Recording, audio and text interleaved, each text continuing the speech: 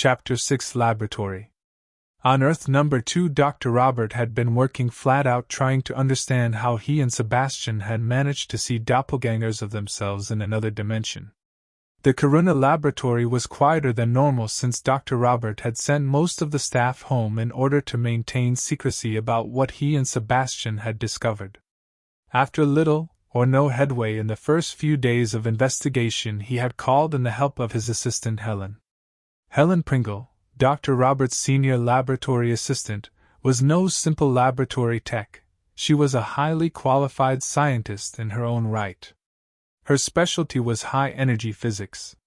She had helped Dr. Robert with the original solarium experiments that had given them the Farviewer, but due to the fundamental resonant frequency differences between Earth number 1 and number 2, they had never been able to make time travel work. Without time travel, Barnaby had never jumped, never experienced any problems with temporal displacement, meaning he had no longer required the nanotech. The repercussions of that one tiny difference had meant there had never been an attempted theft of the nanotech, and therefore its failure had never resulted in the creation of Graham and Bouncer. This Earth had no Graham and Bouncer. Originally, Dr. Robert had only video footage of the event to show Helen, which left her being barely able to understand what had happened, though his explanation was complete and detailed. "Are you sure that's what you saw?" Helen asked Dr. Robert. "Yes, I swear to you, Helen, it was both myself and Sebastian, as plain as day, but on the other side of a portal," replied Dr. Robert. "And your only explanation is the multiverse and another dimension?" asked Helen incredulously. "Yes, I'm afraid so. I have actually put some considerable thought into it, and it does actually make sense. The raw power of the solarium, when it created the Farviewer portal, has sufficient power to bridge between the membranes of the multiple dimensions." "You're starting to sound like an acolyte of M-theory," replied Helen.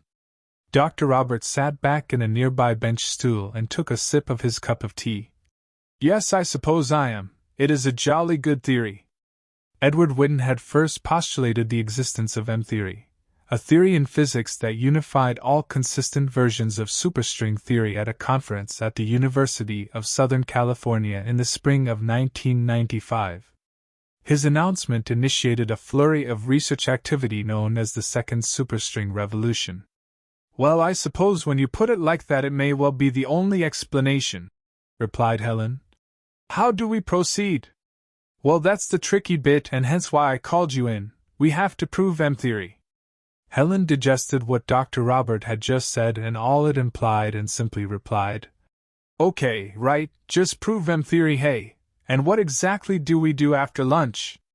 Dr. Robert realized how stupendously impossible his challenge actually sounded and laughed along with Helen's funny but very accurate summary. "Yes, what indeed?"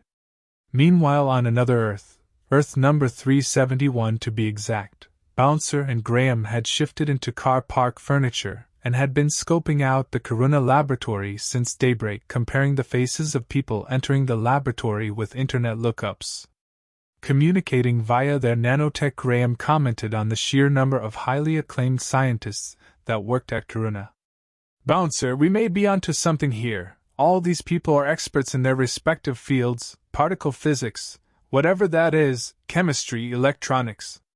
"Yeah, I know, Graham. Whatever it is they have in there, it has to be very valuable. This could really be the making of us. All we need now is a plan."